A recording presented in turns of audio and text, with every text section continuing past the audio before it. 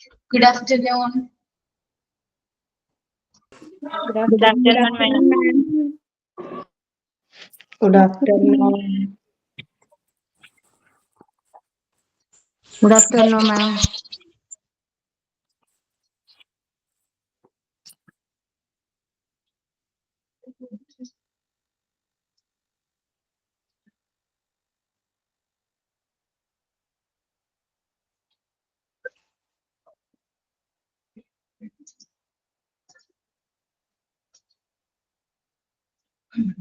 Okay, ഇന്ന് prayer ആരാണ്? ഞാൻ പാടാം. Okay. Thank you, God, for the word so sweet. Thank you, God, for the food we eat. Thank you, God, for the birds that sing. Thank you, God, for everything. Thank you, God, for the word so sweet. Thank you, God, for the food we eat. Thank you, God, for the birds that sing. Thank you, God, for everything. Thank you, God, for everything. Thank you, ma'am. Thank you. Course of the day ആരാ പറയണേ?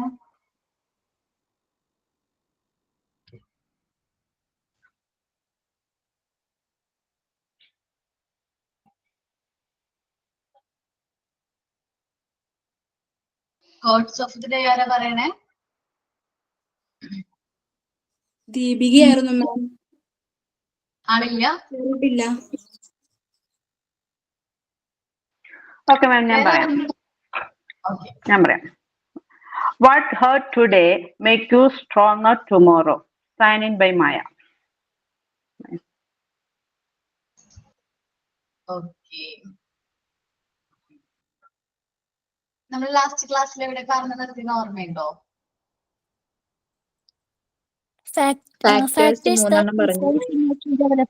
മൂന്നെണ്ണം പറഞ്ഞു. Okay. Family വരെ പറഞ്ഞു. Okay. എന്തൊക്കെ factors ആണ് emotion ഡെവലപ്മെന്റിനെ help ചെയ്യുന്നത്? ആദ്യം പറഞ്ഞത് ഹെൽത്ത് ആൻഡ് ഫിസിക്കൽ ഡെവലപ്മെന്റ് ആണ്. ഒരാൾ പറഞ്ഞേ എങ്ങനെയാണ് ഒരു വ്യക്തിനെ health and physical development influence ചെയ്യണേ? ഇമോഷൻ ഡെവലപ്മെന്റിൽ എങ്ങനെയാണ് ഒരു വ്യക്തിയുടെ ഇമോഷണൽ ഡെവലപ്മെന്റിനെ ആ വ്യക്തിയുടെ ഹെൽത്തും ഫിസിക്കൽ ഡെവലപ്മെന്റും ഇൻഫ്ലുവൻസ് ചെയ്യുന്നത്? മാം, ഹെൽത്ത് ആൻഡ് ഫിസിക്കൽ ഡെവലപ്മെന്റ് എന്ന് പറയുമ്പോൾ ആരോഗ്യവും ശാരീരിക വികാസവുമാണ്. നമ്മള് ആരോഗ്യവും വൈകാരിക വികാസവുമായിട്ട് ഒരു നല്ലൊരു ബന്ധമുണ്ട്. ആ ഒരു പാരഗ്രാഫിൽ പറയുന്നത്.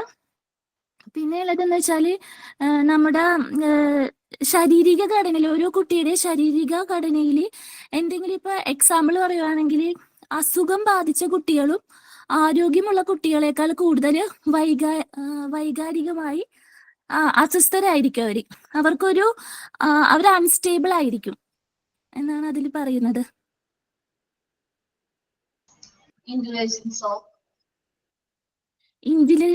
ഇന്റലിജൻസ് എന്ന് വെച്ചാല് ഒരുപാട് ബുദ്ധിയുള്ള കുട്ടികൾ എന്ന് വെച്ചാൽ ഉയർന്ന ബുദ്ധിയുള്ള കുട്ടികളെ അപേക്ഷിച്ച് ബുദ്ധി കുറഞ്ഞ കുട്ടികളിൽ വൈകാരിക നിയന്ത്രണം കുറവായിരിക്കും. ഒരു ബുദ്ധിമാനായ ഒരു കൊച്ചാണെങ്കിൽ ആ കുട്ടിയുടെ യുക്തിക്കും ചിന്താശേഷിക്കും അനുസരിച്ച് അവന്റെ സാഹചര്യത്തിനനുസരിച്ച് എന്ത് കാര്യവും നിയന്ത്രിക്കാനും അവന്റെ വികാരങ്ങളെയൊക്കെ ഒന്ന് എന്താ പറയാ കൺട്രോൾ ചെയ്യാനൊക്കെ പറ്റും. ഞാൻ പറഞ്ഞ ഫാമിലിയാണ് പറഞ്ഞത്. വേറെ ഫാമിലിനെ കുറിച്ച് പറയണേ? ഇമോഷണൽ ഡെവലപ്മെന്റിൽ ഏറ്റവും ഇൻഫ്ലുവൻസ് ചെയ്യുന്നത് ഫാമിലിയാണ്. അപ്പം ഫാമിലിയില് കുറച്ച് ഘടകങ്ങൾ, അതായത് ഓർഡിനറി പൊസിഷൻ, അതുപോലെ ജോയിന്റ് ഫാമിലി, ഇങ്ങനെ സൈസ് ഓഫ് ദ ഫാമിലി, അതൊക്കെ പ്രധാനപ്പെട്ട ഘടകങ്ങളാണ്. കുട്ടികളെ ഇമോഷണൽ ഡെവലപ്മെന്റിന് ബാധിക്കുന്ന പ്രധാന ഘടകങ്ങളാണെന്ന് പറയുന്നത്. അവരുടെ സ്വഭാവ രൂപീകരണമൊക്കെ വീട്ടിൽ നിന്നല്ലേ. അപ്പോൾ വീടാണ് ഒരു കുട്ടിയുടെ ഇമോഷണൽ ഡെവലപ്മെന്റിന്റെ പ്രധാന ഘടകം.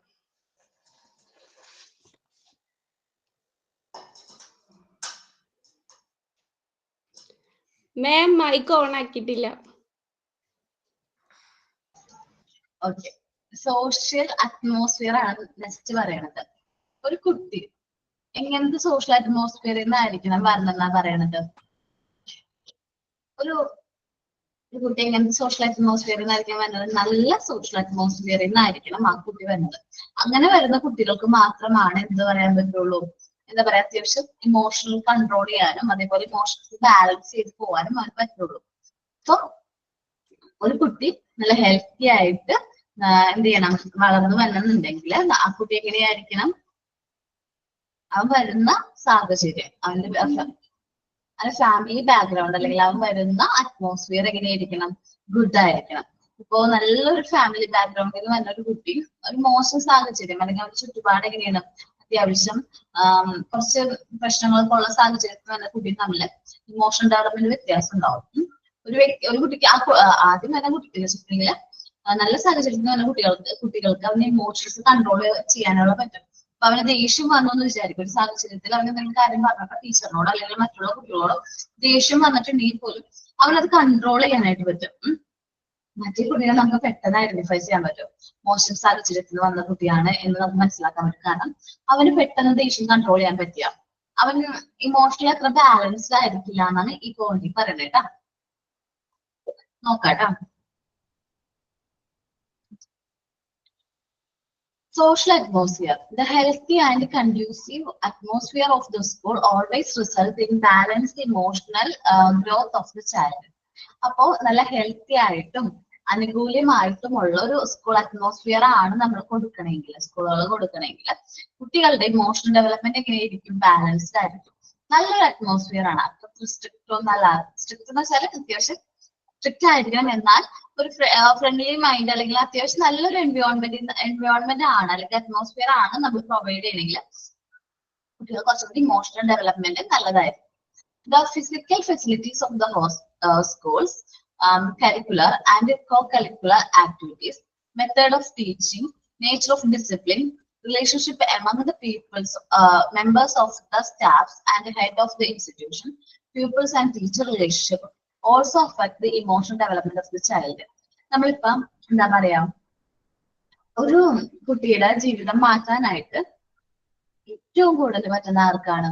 അവൻ ഇപ്പൊ ഒരു കുട്ടി വഴിതെറ്റി പോവാന്ന് വിചാരിക്കും, അല്ലെങ്കിൽ എന്തെങ്കിലും അവന്റെ മാർഗത്തിൽ എന്തെങ്കിലും ഡീവിയേഷൻ സംഭവിച്ചിട്ടുണ്ടെങ്കിൽ അത് ഏറ്റവും നന്നായിട്ട് പറഞ്ഞ് അവനെ മനസ്സിലാക്കി നല്ല പാതയിലേക്ക് കൊണ്ടുവരാൻ പറ്റുന്ന ആർക്കാണ്?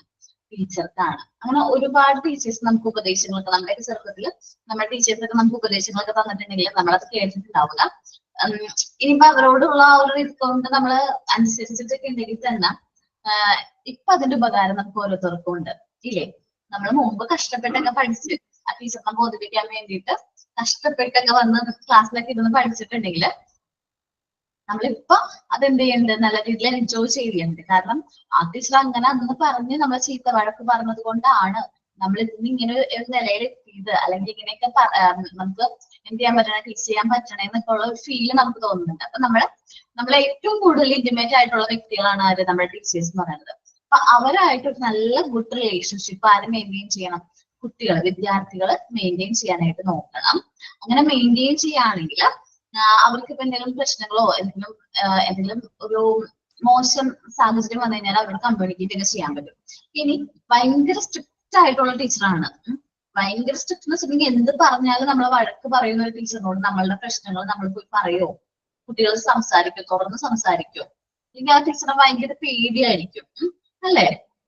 എല്ലാവർക്കും ഉള്ള ഒരു സംഭവമാണ്. നമുക്കുള്ള ദേഷ്യവും അല്ലെങ്കിൽ ചൂടാവും അല്ലെങ്കിൽ അടിക്കുന്ന ടീച്ചർമാരോട് കുട്ടികൾ അത്ര കമ്പനി ആയിരിക്കില്ല.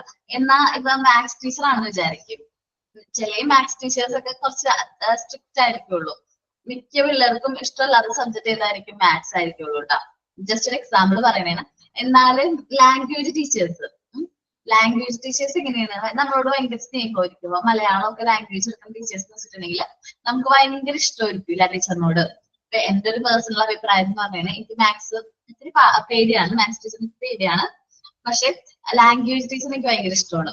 അപ്പൊ ഗീത ടീച്ചറാണ് ഞങ്ങൾക്ക് മലയാളം എടുത്തിരുന്നത്. അപ്പം എനിക്ക് മലയാളം സെക്കൻഡ് മാത്രമേ എടുക്കണുള്ളൂ. പക്ഷെ എന്നാൽ പോലും ബാക്കി സംസ്കൃതം ലാംഗ്വേജ് അങ്ങനെയാണ്. അപ്പൊ എന്നാൽ പോലും എനിക്ക് ഭയങ്കര ഇഷ്ടപ്പെടുന്നു. ആരെ? ഗീത ടീച്ചറിന് ഭയങ്കര ഇഷ്ടമാണ്. കാരണം ടീച്ചറിന് എനിക്ക് ഭയങ്കരമായിട്ട് എന്താ പറയാ നമ്മളോട് പേഴ്സണൽ ആയിട്ടൊരു അറ്റാച്ച്മെന്റ് തോന്നും ആ ടീച്ചറിനോടൊക്കെ. ചില ടീച്ചർമാരോട് അങ്ങനെയാണ്. നമുക്ക് വേണ്ടി എപ്പോഴും നിൽക്കും എന്നൊരു ഫീലിംഗ് ആണ്. ഞാൻ മുമ്പ് ചെറുപ്പത്തില് ഭയങ്കര കുരുത്തക്കേടൊക്കെ ഉള്ള ടീമാണ്. അപ്പൊ എന്തെങ്കിലും പ്രശ്നമൊക്കെ ഒപ്പിച്ചു കഴിഞ്ഞാൽ ടീച്ചർ മാത്രമേ ഉണ്ടാവുള്ളൂ ക്ലാസ് റൂമിൽ നമ്മളെ സപ്പോർട്ട് ചെയ്യാനായിട്ട്. ആ ഒരു ധൈര്യമാണ് നമുക്ക്. അപ്പൊ നമ്മളോടുള്ള റിലേഷൻഷിപ്പ്, ടീച്ചേഴ്സിന്റെ ആ ഒരു റിലേഷൻഷിപ്പ് വളരെ ഇമ്പോർട്ടന്റ് ആണ് ഒരു കുട്ടിയുടെ ഇമോഷണൽ ഡെവലപ്മെന്റില്. അപ്പൊ ഞാൻ പറഞ്ഞില്ലേ, ഞാൻ ഇത്തിരി ധൃതി കുറച്ച് കുറുമ്പിയൊക്കെ ആയിരുന്നു ചെറുപ്പത്തില്. അത് എന്നെ മാറ്റിയെടുത്തത് ഈ ടീച്ചറാണ്. കാരണം നമ്മൾ ഉപദേശിക്കല്ല ടീച്ചർ ചെയ്യണത്, നമ്മുടെ ഒപ്പം നിന്നുകൊണ്ട് നമുക്ക് എന്താണ് പോരായ്മ എന്ന് പറഞ്ഞു തരാണ്. ഇങ്ങനെ ചെയ്യരുത് എന്ന് നമ്മൾ ടീച്ചർ നേരിട്ട് പറയൂല. ഒരിക്കലും എന്നോട് പറഞ്ഞിട്ടില്ല ഇന്നൊന്നും ചെയ്യല്ലേ കാടി എന്നൊന്നും അങ്ങനെ പറഞ്ഞിട്ടില്ല. പക്ഷെ നമ്മുടെ ഒപ്പം നിന്നിട്ട്, അപ്പൊ നമ്മളൊരു ഫ്രണ്ടിന്റെ ഒരു കെയറോട് കൂടി നിന്നിട്ട് നമ്മളോട് കാര്യങ്ങളൊക്കെ ഇങ്ങനെ പറയും. നമ്മൾ ചിലപ്പോ ആ ഒരു കാര്യം അപ്പൊ കേൾക്കുമ്പോൾ നമുക്കൊന്നും ഫീൽ ചെയ്യില്ല. പിന്നെ നമ്മൾ ആലോചിക്കും എന്തുകൊണ്ട് ടീച്ചർ അങ്ങനെ പറഞ്ഞേ.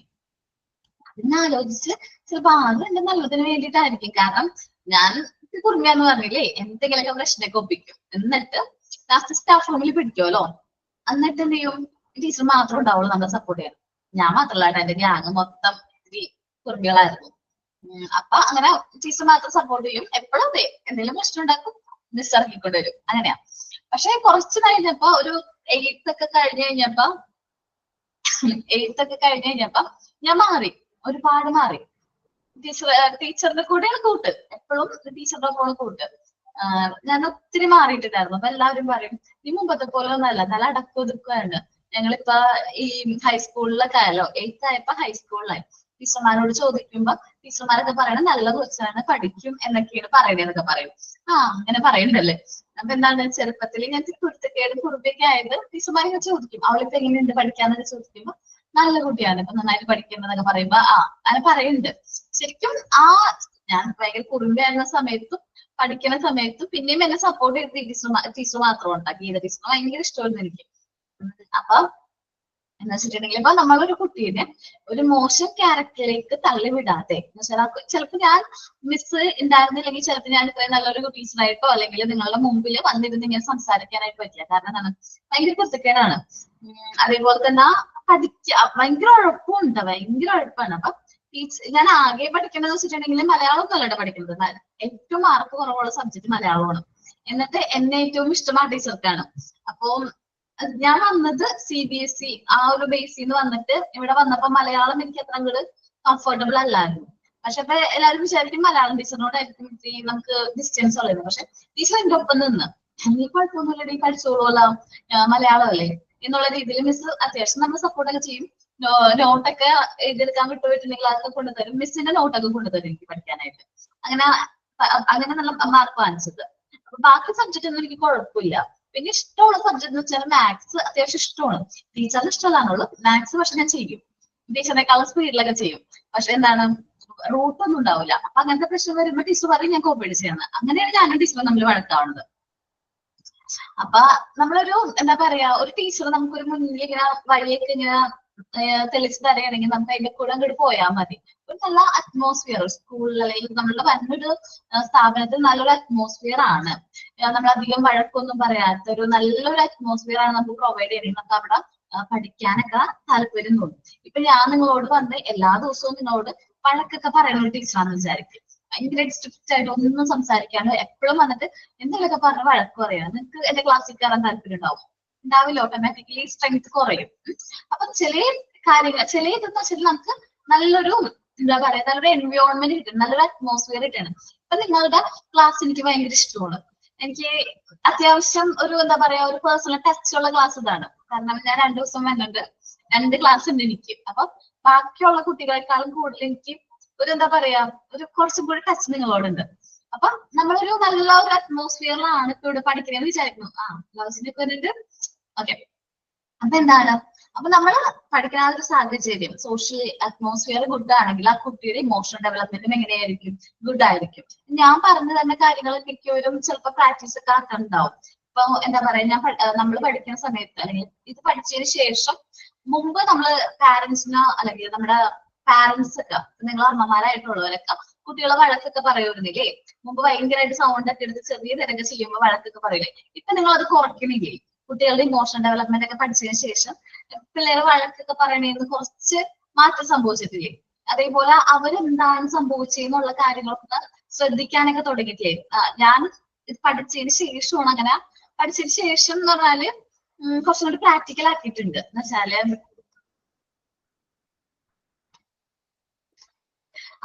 ഞാൻ കുറച്ചുകൂടി പ്രാക്ടിക്കൽ ആക്കി തുടങ്ങി. കാരണം മോള് ആദ്യമൊക്കെ ഞാൻ വഴക്ക് പറയുമായിരുന്നു കേട്ടോ.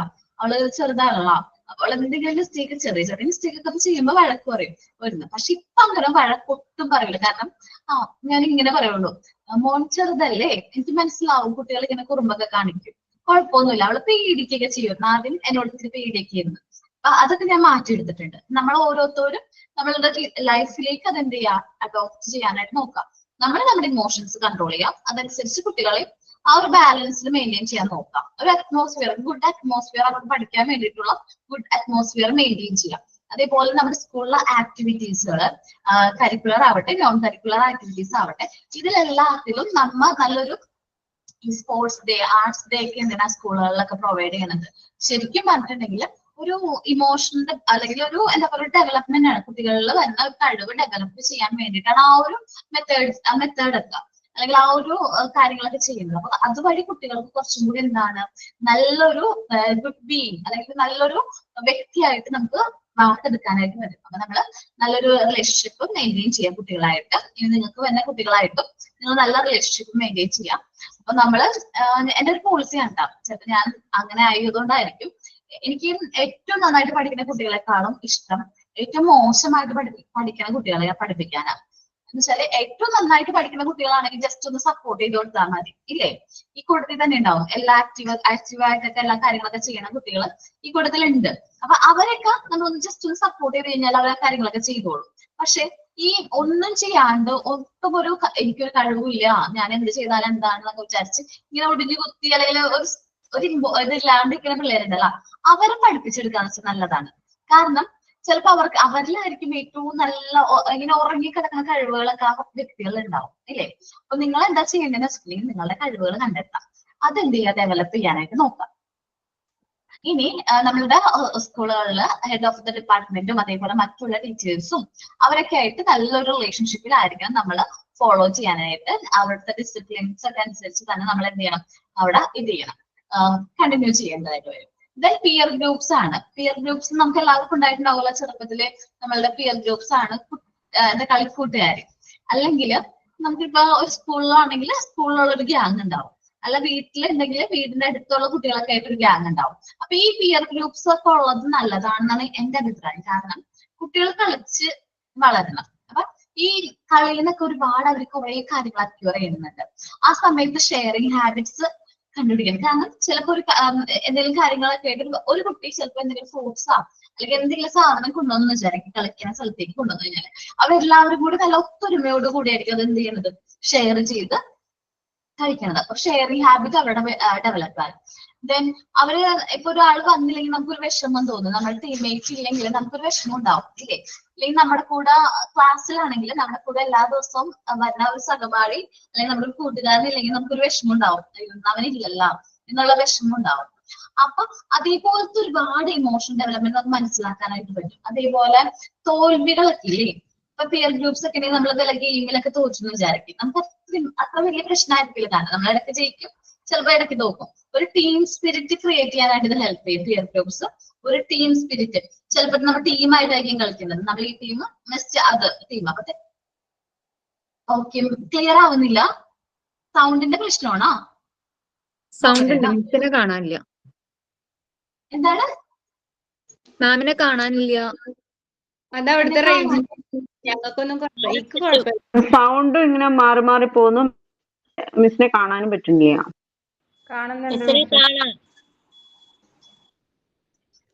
ക്ലിയർ ആണല്ലോ, അവിടുത്തെ റേഞ്ചിന്റെ പ്രശ്നക്കാരമാണെങ്കിൽ. ഇല്ല, ഇടയ്ക്കിടയ്ക്ക് മിസ്സിനെ കാണുന്നില്ല. എല്ലാ സമയത്തും ഇല്ല, ചില സമയങ്ങളിലൊന്നും കാണുന്നില്ല. ഇവിടെ എനിക്കൊക്കെ കാണുന്നുണ്ട് മിസ്സേ. അപ്പൊ ചിലവർക്ക് ഓക്കെ, ഒരു മിനിറ്റ്.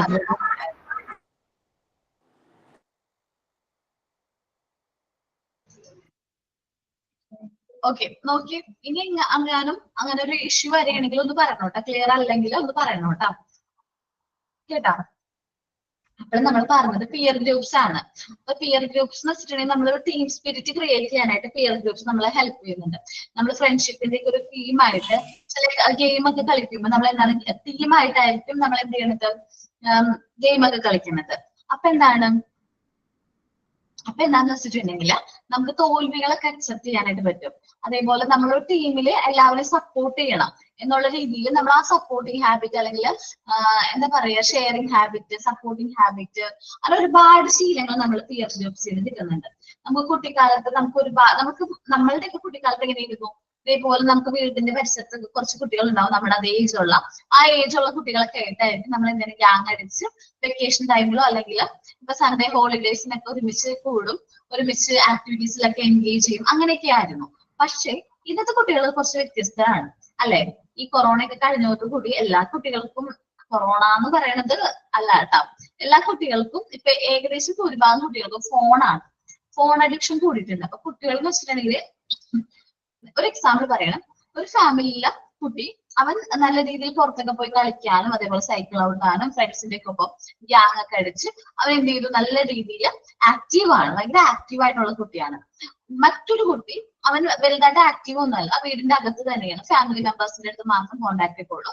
ബാക്കിയുള്ള ടൈം ഫുള്ളും ഒന്നില്ലെങ്കിൽ ടി വി അല്ലെങ്കിൽ ഫോണിലൊക്കെയാണ് അവന് ടൈം എന്ത് ചെയ്യണത്, ചെലവഴിക്കുന്നത്.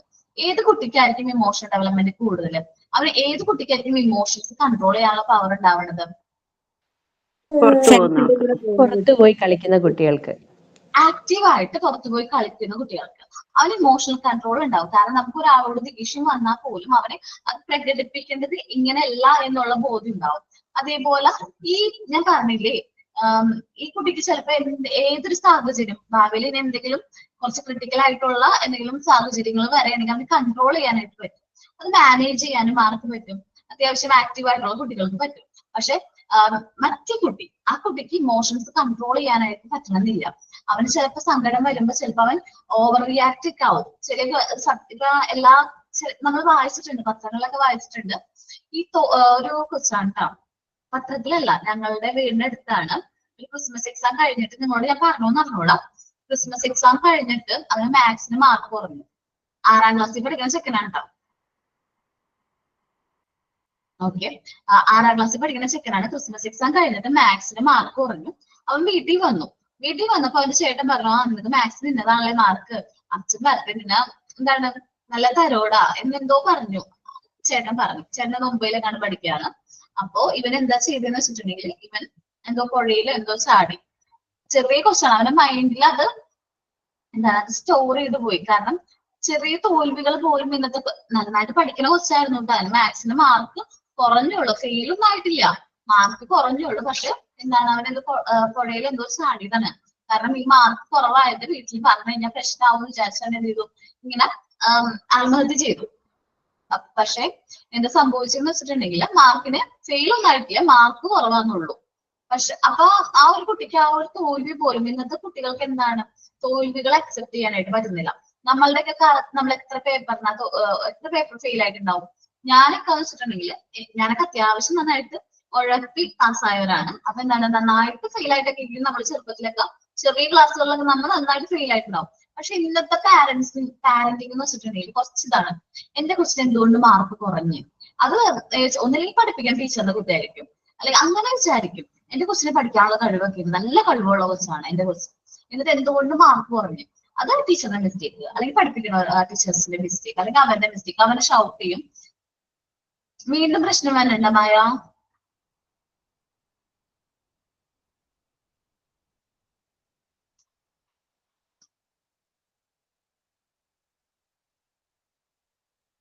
ഞാൻ ഒന്ന് സൗണ്ടിന്റെ ചോദിക്കട്ടെ കേട്ടോ, ക്ലിയർ ആവണില്ലാത്തതിന്. ഞങ്ങൾക്കൊന്നും കുഴപ്പമില്ല മാം, ക്ലിയർ ആണ് മാം, കുഴപ്പമില്ല. എടാ മോനെ റേഞ്ചിന്റെ പ്രശ്നമായിരിക്കും കേട്ടോ, ബാക്കിയുള്ളവർക്ക് ക്ലിയർ ആണല്ലോ. ഓക്കെ, അപ്പൊ ചെറിയ തോൽവികൾ പോലും എന്ത് ചെയ്യാനായിട്ട് പറ്റുന്നില്ല കുട്ടികൾക്ക്, ഇന്നത്തെ കുട്ടികൾക്ക് അത് അക്സെപ്റ്റ് ചെയ്യാനായിട്ട് പറ്റുന്നില്ല. അവൻ എന്താ വെച്ചാല് ഇപ്പൊ പാരന്റിങ്ങും കുറച്ച് സ്ട്രിക്റ്റ് ആണ്. നിങ്ങളൊക്കെ എന്താണ്, കുറച്ച് നാൾ കഴിയുമ്പോൾ ചിലപ്പോ പാരന്റിങ് അല്ലെങ്കിൽ കുട്ടികളൊക്കെ വലുതാവുമ്പോ ഇതേപോലെ എന്ത് ചെയ്യരുത്, ആക്ട് ചെയ്യരുത്. നമ്മളുടെ മക്കൾക്ക് മാർക്ക് കുറവാണെങ്കിൽ നമ്മൾ അവരെ സപ്പോർട്ട് ചെയ്യാം. അവരെ സപ്പോർട്ട് ചെയ്യുന്നതിന്റെ കഴിവിന്റെ പരമാവധി നീ ശ്രമിച്ചിട്ടുണ്ടോ? ഉണ്ടെങ്കിൽ നീ പെർഫെക്റ്റ് ആണ്.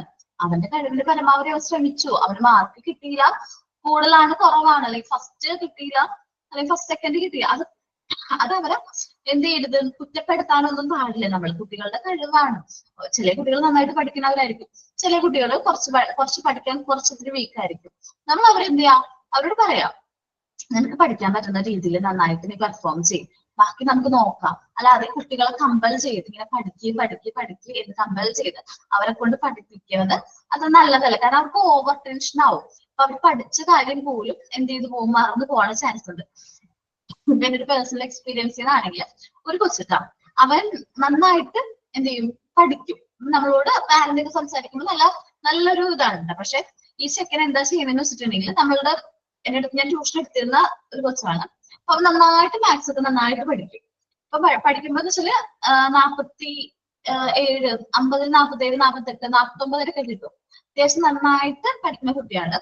പക്ഷെ ഈ കുട്ടി കുറച്ച് കഴിഞ്ഞപ്പോ ആദ്യത്തെ പ്രാവശ്യം ഈ മാർക്കൊക്കെ വാങ്ങിച്ചു, പിന്നെ ആ മാർക്ക് കുറയാൻ തുടങ്ങി. ഞാൻ ചോദിച്ചത് എന്താണ് മാർക്ക് കുറഞ്ഞത്?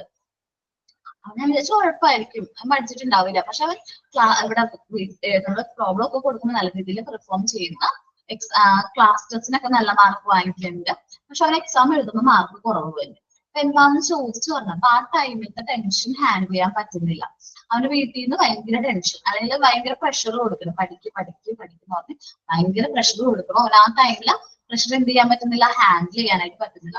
അതുകൊണ്ട് അവന് മറന്നു പോകണം, എക്സാം ഹോളിൽ ചെല്ലുമ്പോ ആ കാര്യങ്ങളൊക്കെ മറന്നു പോകണമെന്ന് പറഞ്ഞു.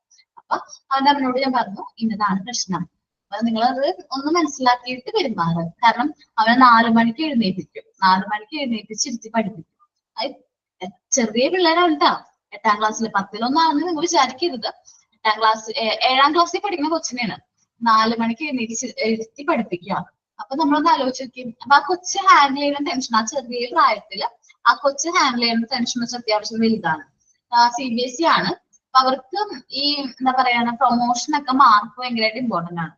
അവര് CBSE 7th ആയതുകൊണ്ട് തന്നെ പ്രൊമോട്ട് ചെയ്യണമെങ്കിൽ മാർക്ക് കൂടുതൽ ഉള്ളവരെ മാത്രമേ പ്രൊമോട്ട് ചെയ്യുള്ളൂ, അല്ലാത്തവരെ അവിടുന്ന് അങ്ങനെ ഇത് മാറ്റാനൊക്കെ പറയും. അപ്പൊ അതുകൊണ്ട് ഒരമ്മ അങ്ങനെ ചെയ്തു. അമ്മയ്ക്ക് കുറച്ച് ദിവസം കഴിയുമ്പോൾ മനസ്സിലായി. കാരണം അവന് മാർക്കില്ല, മുമ്പത്തെ പോലെ ഒന്നല്ല. അവൻ കുറച്ചും കൂടി എന്തായി ഈ ഇങ്ങനെ കമ്പൽ ചെയ്യാൻ തുടങ്ങിയപ്പോ കുറച്ചും കൂടി എന്ത് ചെയ്തു, അവൻ ബാക്കോട്ട് പോയി. ഇപ്പൊ അവന്റെ അമ്മ എന്ത് ചെയ്തു മനസ്സിലാക്കി കഴിഞ്ഞപ്പോ അവൻ മുമ്പ് കളിക്കാനൊന്നും വിടൂല, ഫ്രണ്ട്സിന്റെ ഒപ്പം ഒന്നും കളിക്കാനൊന്നും വിടൂലായിരുന്നു.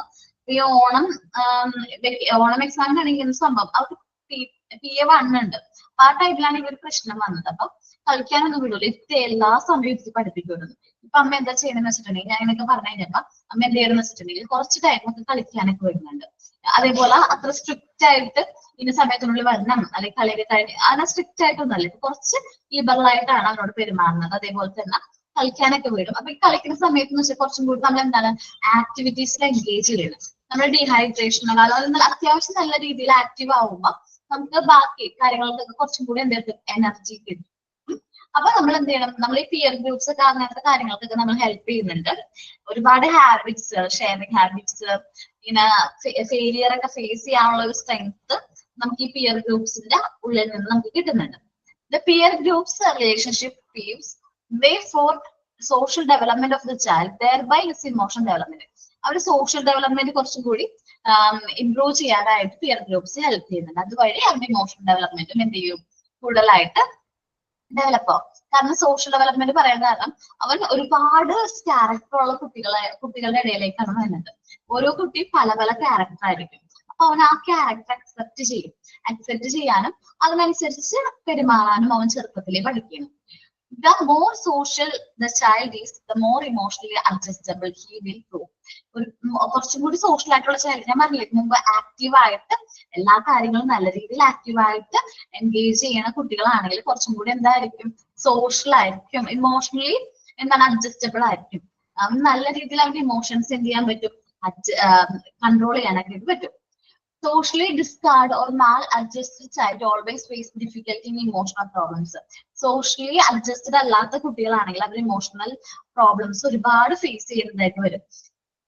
കാരണം ഇപ്പൊ എന്തെങ്കിലും ഒരു സാഹചര്യങ്ങൾ, ഇപ്പൊ ഷെയറിങ്ങിന്റെ എന്തെങ്കിലും പ്രശ്നമാണെങ്കിൽ ചില കുട്ടികൾക്ക് ഇന്നത് കിട്ടിയില്ല എന്നൊക്കെ പറഞ്ഞ് നമ്മൾ കുഞ്ഞു കുട്ടികളുടെ കാര്യം കൊണ്ട് പറയണത്. ഇന്നത് കിട്ടിയില്ല എന്നൊക്കെ പറഞ്ഞ് കരയുന്ന കുട്ടികളുണ്ടാവും. അവർ സോഷ്യലി അൺഅഡ്ജസ്റ്റബിൾ ആണ്. ഇനി കുറച്ച് ഫ്രണ്ട്സ് ഒക്കെ ആയിട്ട് നല്ല രീതിയിൽ കമ്പനിയൊക്കെ ഉള്ള കുട്ടികളാണെങ്കിൽ അവർക്കത് ഷെയർ ചെയ്യാനുള്ള മെന്റാലിറ്റി ഒക്കെ ഉണ്ടാവും. നമുക്ക് കുഞ്ഞു പിള്ളേരിൽ അതൊക്കെ കണ്ടെടുത്താനായിട്ട് പറ്റും. ഇനി community and neighbourhood. The child pick up so many threads of his emotional behavior from his premises. അവന്റെ ചുറ്റുപാടിൽ നിന്ന് ഒരുപാട് ത്രെഡ്സുകൾ, ഒരുപാട് നല്ല കാര്യങ്ങളൊക്കെ അവൻ എന്ത് ചെയ്യുന്നുണ്ട്, പിക്ക് ചെയ്യുന്നുണ്ട്, അവന്റെ ശീലമാക്കുന്നുണ്ട്. To brave community is sure to give birth to fearless and courageous children. അപ്പോൾ ഫിയർലെസ് ആയിട്ടുള്ള നമ്മളൊരു നല്ല കമ്മ്യൂണിറ്റി അവൻ എന്ത് ചെയ്യണം, പ്രൊവൈഡ് ചെയ്യണം.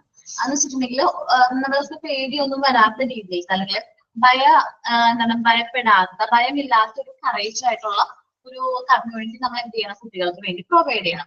എന്ന് വെച്ചിട്ടുണ്ടെങ്കിൽ ഇപ്പൊ വാറൊക്കെ ഉള്ള സ്ഥലങ്ങളൊക്കെ ഉണ്ടാവില്ല, അവിടുത്തെ കുട്ടികൾ എന്ന് വെച്ചിട്ടുണ്ടെങ്കിൽ ഒരുപാട് ഓരോ ദിവസവും അവരെന്ത് ചെയ്യണത്, നേരം വെളുപ്പിക്കുന്നത് എങ്ങനെയാണ്, അത്ര പേടിച്ച് അത്ര ഭയത്തോടു കൂടിയാണ് അവരത് ഫേസ് ചെയ്യണത്. അപ്പൊ അങ്ങനെയൊന്നല്ല നമ്മുടെയൊക്കെ സൊസൈറ്റി എന്ന് വെച്ചാൽ അത്യാവശ്യം നല്ല സേഫ് ആയിട്ടുള്ള, അത്യാവശ്യം ഫിയർലെസ് ആയിട്ടുള്ള സൊസൈറ്റീസ് ആണ്. അതുവഴി മാത്രമേ നമുക്ക് കറേജ് ആയിട്ടുള്ള, ധൈര്യശാലികളായിട്ടുള്ള കുട്ടികളെ എന്ത് ചെയ്യാൻ പറ്റുള്ളൂ, വളർത്തിയെടുക്കാനായിട്ട് പറ്റുള്ളൂ. Whereas children grow emotionally paralyzed, community exhibit emotional instability and emotional sustainability. അപ്പൊ നമ്മളുടെ കുട്ടികൾ ഓരോരുത്തരും നല്ല രീതിയിൽ വളർന്നു വരാൻ വേണ്ടിയിട്ട് നമ്മൾ എന്ത് ചെയ്യണം, നമ്മള് നല്ല രീതിയിൽ അവർക്ക് വളർന്ന് നല്ല ഇമോഷണലി സ്റ്റെബിലിറ്റി ആയിട്ട് വരാൻ വേണ്ടിയിട്ട് എന്താ, നമ്മുടെ കമ്മ്യൂണിറ്റീസും നൈബർഹുഡുകളും, അതേപോലെ നമ്മളുടെ നൈബർഹുഡ് റിലേഷൻഷിപ്പ് നല്ലതാണെന്ന് പറയും. എന്റെയൊക്കെ ഞാൻ പറയണെങ്കിൽ നമുക്ക് ഒരു പേഴ്സണൽ റിലേഷൻഷിപ്പ് ഉണ്ടാവും നൈബർഹുഡ് എന്ന് പറയുമ്പോൾ. നമ്മുടെ അയൽപക്കം അല്ലെങ്കിൽ നമ്മുടെ പ്രെമിസസിന് ചുറ്റുമുള്ള വീടുകളൊക്കെ ആയിട്ട് നല്ല ഫ്രണ്ട്ലി ഇതാണെങ്കിൽ നമുക്ക് എന്ത് ചെയ്യാൻ പറ്റും, മറ്റുള്ളവരെ അക്സെപ്റ്റ് ചെയ്യാൻ പറ്റും. നമ്മൾ അവിടെ നിന്നാണ് പാഠങ്ങൾ പഠിച്ചു തുടങ്ങുന്നത്. അവർ ചിലപ്പോ നമ്മുടെ അതേ കമ്മ്യൂണിറ്റിയിൽ പെട്ടവരാവണമെന്നില്ല. അവർ ഫോളോ ചെയ്യുന്ന കസ്റ്റംസ് വേറെ ആയിരിക്കും. അവർ ഫോളോ ചെയ്യുന്ന കസ്റ്റംസ് വേറെ ആയിരിക്കും. അവരുടെ എന്താണ് പറയാ, റിലീജിയൻ വേറെ ആയിരിക്കും. അവരുടെ ഹാബിറ്റ്സ് വേറെ ആയിരിക്കും. പക്ഷെ നമ്മൾ അവർക്ക് അക്സെപ്റ്റ് ചെയ്യും. അവർ ഇപ്പൊ നമ്മൾ നല്ല റിലേഷൻഷിപ്പ് ആണ്, നൈബർഹുഡ് ആയിട്ട് നല്ല റിലേഷൻഷിപ്പ് ആണ്, നമ്മൾ അവർ നല്ല രീതിയിൽ അക്സെപ്റ്റ് ചെയ്യും. നമുക്ക് ഭാവിയിൽ നമ്മൾ അങ്ങനെ ഒരു സ്കൂളുകളിലേക്ക് പോകുമ്പോൾ അങ്ങനത്തെ ഒരു കമ്മ്യൂണിറ്റിയിൽ ഒരു കുട്ടി പറയുകയാണെങ്കിൽ അവനെ റെസ്പെക്ട് ചെയ്യാനും അവന്റെ ആ ഇമോഷൻസ് ഒക്കെ നമുക്ക് റെസ്പെക്ട് ചെയ്യാനൊക്കെ നമുക്ക് പറ്റും. അല്ലെങ്കിൽ അവന്റെ ആക്ടിവിറ്റീസ് ഒക്കെ നമ്മൾ എന്ത് ചെയ്യും, റെസ്പെക്റ്റോട് കൂടി കാണും. അല്ല നമ്മളൊരു നൈബർഹുഡ് ഒക്കെ എടുത്ത് തല്ലുകൊടുത്തൊക്കെ ഉള്ള ആൾക്കാരാണ് ശരിക്കും നമ്മൾ പിന്നെ ഒരു ഫ്രണ്ട്ഷിപ്പ് ഉണ്ടാവില്ല അവിടെ, ആ ഒരു ഫാമിലിയോടോ ഫ്രണ്ട്ഷിപ്പ് ഉണ്ടാവില്ല. നല്ല ഫ്രണ്ട്ഷിപ്പ് ആണെങ്കിൽ കുട്ടികളൊക്കെ തമ്മിൽ നല്ല ഒരു എന്താ പറയാ, നല്ലൊരു ബെറ്റർ റിലേഷൻഷിപ്പ് അവിടെ മെയിൻറ്റെയിൻ ചെയ്യാൻ പറ്റും. അതുവഴി നമുക്ക് ഇമോഷണൽ ഡെവലപ്മെന്റ് കൈവരിക്കാൻ പറ്റും. ഓക്കെ, നമ്മൾ ഇന്ന് കഴിഞ്ഞ ദിവസം ഇപ്പൊ പറഞ്ഞുകൊണ്ടിരിക്കുന്നത് ഫാക്ടേഴ്സ് ഇൻഫ്ലുവൻസിങ് ഇമോഷണൽ ഡെവലപ്മെന്റ് ആണ്. ഹെൽത്ത് ആൻഡ് ഫിസിക്കൽ ഫാക്ടേഴ്സ് പറഞ്ഞു. നല്ല ഹെൽത്തി ആയിട്ടുള്ള കുട്ടികൾക്കാണെങ്കിൽ ഇമോഷണൽ ഡെവലപ്മെന്റ് നല്ലതായിരിക്കും. നല്ല രീതിയിൽ പോസിറ്റീവ് റിലേഷൻഷിപ്പ് ആണ്. അതേപോലെ തന്നെ ഹെൽത്തിനൊക്കെ എന്തെങ്കിലും പ്രശ്നമുള്ള, ഫിസിക്കലി എന്തെങ്കിലും പ്രശ്നമുള്ള കുട്ടികൾക്കാണെങ്കിൽ അവർക്ക്, അല്ലെങ്കിൽ എന്തെങ്കിലും ഇൽനെസ് ഒക്കെ ഫേസ് ചെയ്യുന്ന കുട്ടികൾക്കാണെങ്കിൽ ഇമോഷണൽ ഡെവലപ്മെന്റ് ഒക്കെ പ്രോപ്പർ ആവണമെന്നില്ല. അവർക്ക് പെട്ടെന്ന് അവരുടെ ഇമോഷൻസ് കൺട്രോൾ ചെയ്യാനായിട്ട് പറ്റണമെന്നില്ല. ഇന്റലിജന്റ് ആയിട്ടുള്ള കുട്ടികൾക്ക് ഇമോഷണൽ കൺട്രോൾ നേരത്തെ കൈവരിക്കാൻ പറ്റും കമ്പയർ ടു ലെസ് ഇന്റലിജന്റ് ആയിട്ടുള്ള കുട്ടികൾ. ഈ ഫാമിലി ബാക്ക്ഗ്രൗണ്ട്, നമ്മുടെ ഫാമിലി എന്ന് വെച്ചിട്ടുണ്ടെങ്കിൽ ഏറ്റവും ഇമ്പോർട്ടന്റ് ആയിട്ടുള്ള ഘടകമാണ് കുട്ടികളുടെ ഇമോഷണൽ ഡെവലപ്മെന്റിന്റെ കാര്യത്തിൽ. അപ്പൊ ഈ ഫാമിലിയിലെ പാരന്റ്സിന്റെയും എൽഡർ മെമ്പേഴ്സിന്റെയും ഇമോഷണൽ ബിഹേവിയർ കുട്ടിയുടെ ഇമോഷണൽ ബിഹേവിയറിനെ എന്ത് ചെയ്യുന്നത്, ഇൻഫ്ലുവൻസ് ചെയ്യുന്നുണ്ട്. അതിൽ വരുന്നതാണ് size of the family, social and economic status ഒക്കെ എന്ത് ചെയ്യുന്നത് ഫാമിലി ബാക്ക്ഗ്രൗണ്ടിൽ വരുന്നതാണ്.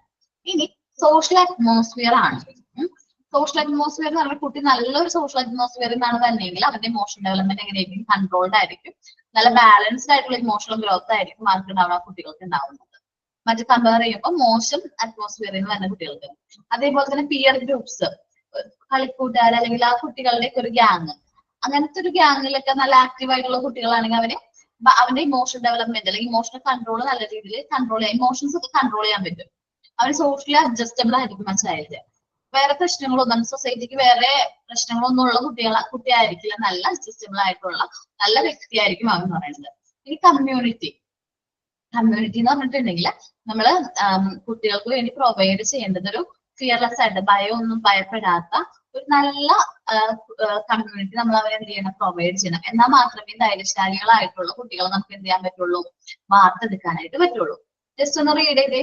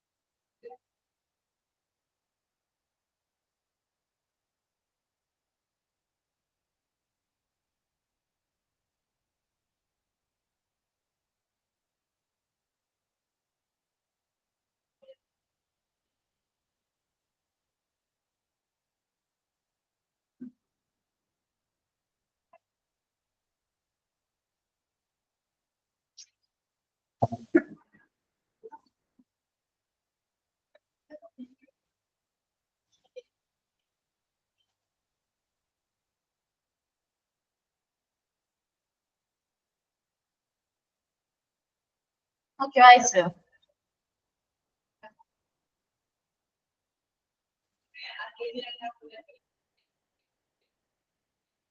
അയച്ചിട്ടില്ല. വായിച്ചോ ഒന്ന് വായിച്ചോട്ടെ, എല്ലാവർക്കും നന്നായിട്ട് വായിച്ചോ.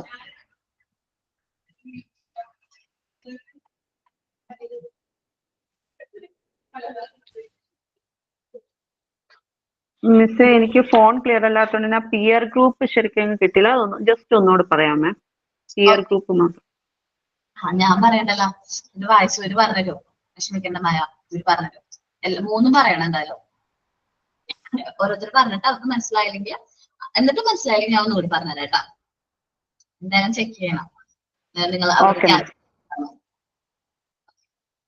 വായിച്ചു കഴിഞ്ഞാലോ മിസ്സേ? ഞാൻ ഇപ്പൊ വൈകിയാണ് ക്ലാസ്സിൽ കയറിയ, അപ്പൊ വായിച്ചു കഴിഞ്ഞൊന്ന് എക്സ്പ്ലെയിൻ ചെയ്താൽ ഞാൻ നന്നായിരിക്കും. ഞാൻ മോളുടെ സ്കൂളില് ട്രെയിനിങ്ങിനെ കുറിച്ച് ചോദിക്കാൻ പോയതാ. അപ്പൊ സിസ്റ്റർ മൺഡേ മുതൽ ട്രെയിനിങ്ങിന് കയറിക്കോളാൻ പറഞ്ഞു. വേറെ മറ്റു രണ്ടുപേരും ചോദിച്ചിട്ടുണ്ട്. അപ്പൊ എനിക്ക് 1 വീക്ക് കയറി നോക്കാനും സിസ്റ്റർ പറഞ്ഞേ, മൺഡേ മുതല് ജസ്റ്റ് കുട്ടികളൊന്ന് പരിചയപ്പെടാനും എല്ലാം. അപ്പൊ അവിടുന്ന് പറയാന്ന് പറഞ്ഞു. പിന്നെ ഇൻസ്റ്റിറ്റ്യൂഷനെ കുറിച്ചുള്ള ഓഫർ ലെറ്ററും എന്റെ സർട്ടിഫിക്കറ്റ്സും എല്ലാം കൊണ്ട് ചെല്ലാനാ പറഞ്ഞത്. കമ്മ്യൂണിക്കേറ്റ് ചെയ്തോടക്കും. ഇന്ന് ഞാൻ പോയിരുന്നു. ഇല്ല, ഞാൻ ഇൻസ്റ്റിറ്റ്യൂഷനിൽ അറിയിച്ചിട്ടില്ല. അറിയിച്ചോട്ടെ, വൈകണ്ടാടാ. ഇന്ന് തന്നെ കമ്മ്യൂണിക്കേറ്റ് ചെയ്തു. ക്ലാസ് കഴിയുമ്പോ തന്നെ കമ്മ്യൂണിക്കേറ്റ് ചെയ്തു. സാറ്റർഡേ സൺഡേ തിങ്കളാഴ്ചത്തേക്ക് വേണമല്ലോ. മൺഡേ വേണം. ഒന്ന് വേഗം കമ്മ്യൂണിക്കേറ്റ് ഒക്കെ ചെയ്ത് കാര്യങ്ങളൊക്കെ റെഡി ആക്കിക്കോട്ടോ. പിന്നെ ഇല്ലേടാ മോൻ, എന്താണ് നെക്സ്റ്റ് ക്ലാസ് അവര് ചിലപ്പോ ടോപ്പിക് ടീച്ചേഴ്സ് തരും, എന്താണ് എടുക്കേണ്ടതെന്നുള്ളത്. ടീച്ചേഴ്സ് ചിലപ്പോ അവിടെ അവര് അങ്ങനെ ഇരിക്കും. ചില ഇൻസ്റ്റിറ്റ്യൂട്ടുകൾ അങ്ങനെയാണ്, അവര് ടോപ്പിക് തന്നത് ഇന്നത് എടുത്താൽ മതിയാവും. ഞാൻ പ്രിൻസിപ്പൽ മാഡത്തിന്റെ അടുത്ത് ചോദിച്ചപ്പോ എന്നോട് പറഞ്ഞത് ഇല്ല, ഇപ്പൊ ഫസ്റ്റ് നമ്മുടെ ക്ലാസ്സിൽ ഇൻട്രൊഡക്ഷൻ, ടീച്ചേഴ്സിന് അവർക്ക് അട്രാക്ഷൻ തോന്നണം ടീച്ചേഴ്സിനോട്. അപ്പൊ റൈംസ്, ലെറ്റേഴ്സ് അങ്ങനെയൊക്കെ പറഞ്ഞു കൊടുക്കാം. പിന്നെ ഗുഡ് മോർണിംഗ്, അങ്ങനത്തെ കാര്യങ്ങളൊക്കെ ഹാബിറ്റ്സ് ഒക്കെ അവരെ പറഞ്ഞൊക്കെ മനസ്സിലാക്കാം. അങ്ങനെ ജസ്റ്റ് 3 ദിവസം KG പിന്നെ UKG എടുക്കാനാ പറഞ്ഞത്. LKG UKG ആയിട്ട്. ഓക്കേടാ, നോക്കിട്ടാ. അപ്പൊ ഇങ്ങനത്തെ കാര്യങ്ങളൊക്കെ നന്നായിട്ട് കുട്ടികൾക്ക് മനസ്സിലാവുന്ന രീതിയിൽ മോനൊരു എന്താ പറയാ, മോനൊരു എഫേർട്ട് എടുത്ത് അതിനനുസരിച്ചിട്ട് എന്താ പറയാ, റൈംസ് ഒക്കെ എടുക്കുകയാണെങ്കിൽ കുട്ടികൾക്ക് കുറച്ചും കൂടി ഇൻട്രസ്റ്റ് ആയിരിക്കും. സിമ്പിൾ ആയിട്ടുള്ള റൈംസ് നോക്കിയിട്ട് കുട്ടികളെ പഠിപ്പിക്കാനെങ്കിൽ കുറച്ചുകൂടി എളുപ്പമായിരിക്കും കേട്ടോ. അതൊക്കെ കുറച്ചുകൂടി ഇതായിരിക്കും നമുക്ക് കുട്ടികളുടെ ഇടയില് എന്താണ് ചാർട്ട് ശരിയാക്കി കൊണ്ടുപോകണം മിസ്. ചാർട്ടൊക്കെ ശരിയാക്കി കൊണ്ട് പോകുന്നതുകൊണ്ട് കുഴപ്പമൊന്നുമില്ല. ചില സ്കൂളുകൾ ചാർട്ട് പെർമിറ്റ് ചെയ്യാത്തവരുണ്ട്. ഇപ്പൊ CBSE ഒക്കെ ആണെങ്കിൽ ചില സ്കൂളുകളിലെ ചാർട്ട് അലോ ചെയ്യില്ല. അതൊന്നും അവിടെ അന്വേഷിച്ചിട്ട് മതി കേട്ടോ. ഓക്കെ, ഇത് എയ്ഡഡ് സ്കൂളാണ്, ഏഴ് സ്കൂളാണ്. അപ്പൊ കുഴപ്പമുണ്ടാവില്ല. CBSE ചില സ്കൂളുകൾ പറയാറുണ്ട് അങ്ങനെ വേണ്ടാന്നൊക്കെ. നോക്കിയിട്ട് മോനും ആണോ ദീപിക? എവിടെയാടാ? മാം കുട്ടികളുടെ എന്റെ പഠിക്കുന്ന കുട്ടികളുടെ സ്കൂളിൽ തന്നെയാണ്. നമ്മള് ഭയങ്കര ഇഷ്ടപ്പെട്ടു. കാരണം ഞാൻ കാര്യം പറയട്ടെ, നമുക്ക് ഏറ്റവും കൂടുതൽ ഹാപ്പി ആകുന്ന മൊമെന്റ് എപ്പോഴാണെന്ന് അറിയാമോ? നമ്മുടെ മക്കൾ പഠിക്കുന്ന സ്കൂളിൽ ടീച്ചറായിട്ട് പോവാന്ന് പറഞ്ഞിട്ടുണ്ടെങ്കിൽ നല്ല എക്സ്പീരിയൻസ് ആണ്. നമ്മൾ അവരുടെ മുമ്പിലാണ് ടീച്ചറായിട്ട് പോകുന്നത്. ഭയങ്കര ഒരു നല്ല എക്സ്പീരിയൻസ് ആയിരിക്കും കേട്ടോ.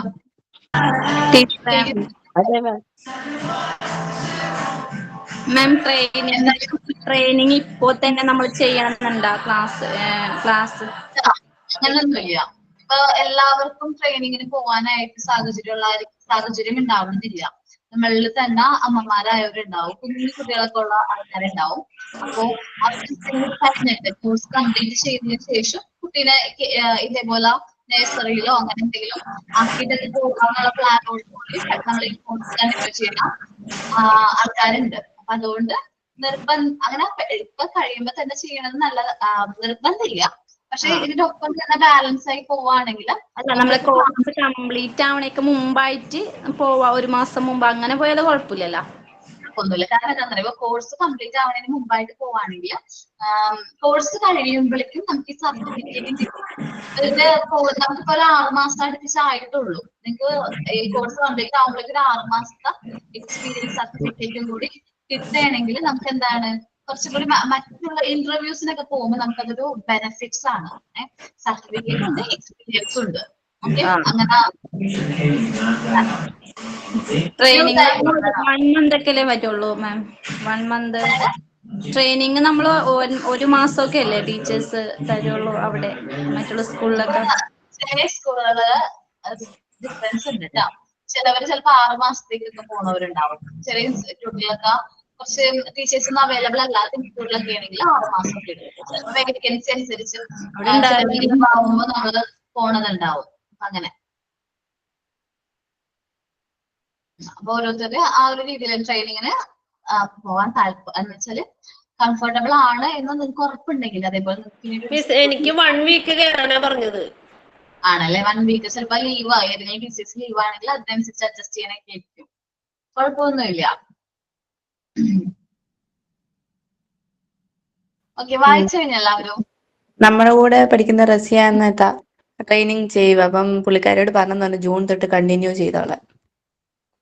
അങ്ങനെയും പറയും. ചില ടീച്ചേഴ്സിന്റെ ടീച്ചിങ് സ്റ്റൈൽ ഇഷ്ടമായി കഴിഞ്ഞാൽ അവര് നമ്മളൊന്ന് ഒബ്സർവ് ചെയ്യാൻ വേണ്ടിയിട്ടാണ് ഈ 1 വീക്ക് ഒക്കെ പറയുന്നത്. ആ ടൈമിനുള്ളിൽ നമ്മൾ പെർഫെക്റ്റ് ആണെന്ന് തോന്നിക്കഴിഞ്ഞിട്ടുണ്ടെങ്കിൽ നമ്മളോട് കണ്ടിന്യൂ ചെയ്യാൻ പറയും.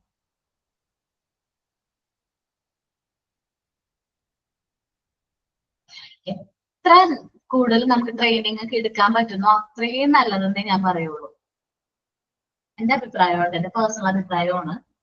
എത്ര നാൾ നമുക്ക് ആ ട്രെയിനിങ് കിട്ടുന്നോ അത്രയും നമുക്ക് ബെനിഫിറ്റ് ആണ്. അത് നമുക്ക് പിന്നീടുള്ള ജോലിക്കായാലും അത് വളരെ ബെനിഫിറ്റ് ആണ്. പിന്നെ നിങ്ങളോട് കാര്യം കമ്മ്യൂണിക്കേറ്റ് ചെയ്യാനുണ്ട്. നമുക്കിപ്പോ ഒരുപാട് ടീച്ചേഴ്സ് ക്ലാസ് എടുക്കുന്നുണ്ടല്ലോ. അപ്പൊ ഞാൻ, ജഷ് ടീച്ചർ, ആദിൽ ടീച്ചർ, ഇംഗ്ലീഷ്, അപ്പൊ എല്ലാ ടീച്ചേഴ്സിന്റെയും ഇപ്പൊ നിങ്ങൾക്ക് എന്തെങ്കിലും അഭിപ്രായങ്ങളോ അങ്ങനെ എന്തെങ്കിലും ഇപ്പൊ എന്തെങ്കിലും പോരായ്മകളോ അങ്ങനെ എന്തെങ്കിലുമൊക്കെ ഉണ്ടെങ്കിൽ സാറിനോട് കമ്മ്യൂണിക്കേറ്റ് ചെയ്യണം, നല്ലതായിരിക്കും. അല്ലെങ്കിൽ ഇപ്പൊ ഗുഡ് നല്ല അഭിപ്രായമാണെങ്കിൽ നല്ല അഭിപ്രായങ്ങൾ ഒന്ന് കമ്മ്യൂണിക്കേറ്റ് ചെയ്യണം, നല്ലതായിരിക്കും കേട്ടോ. ഓക്കെ, എന്താണ് എക്സ്പീരിയൻസ് സർട്ടിഫിക്കറ്റ് നമ്മൾ ട്രെയിനിങ് സ്കൂളിൽ നിന്ന് അല്ല ആദ്യം നിങ്ങളുടെ ട്രെയിനിങ് സ്കൂളിൽ നിന്ന് തന്നെ പ്രൊവൈഡ് ചെയ്യും കേട്ടോ.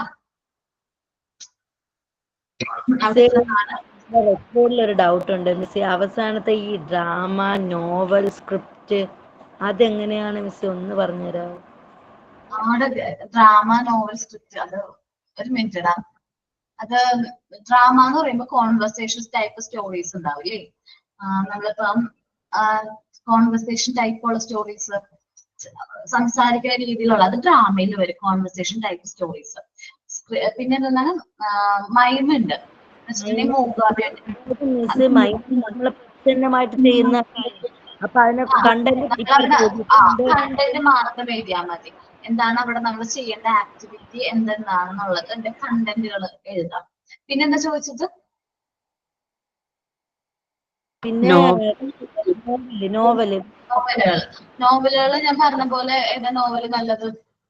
ഈ സിൻഡ്രല്ലയുടെ ഒക്കെ കഥകളൊക്കെ നല്ലതല്ലേ നോവൽസ്? അതേപോലെ പിക്ചോറിക്കൽ സ്റ്റോറീസ് എന്ന് പറയുന്നത് പിക്ചർ കാണിച്ച് അത് ആ ഒരു സ്റ്റോറിയുടെ എക്സ്പ്ലനേഷൻ വേണം. അതിപ്പോ ആ പിക്ചർ സ്റ്റോറി അത് നമുക്ക് അങ്ങനെ എഴുതണമെങ്കിൽ നല്ലതായിരിക്കും.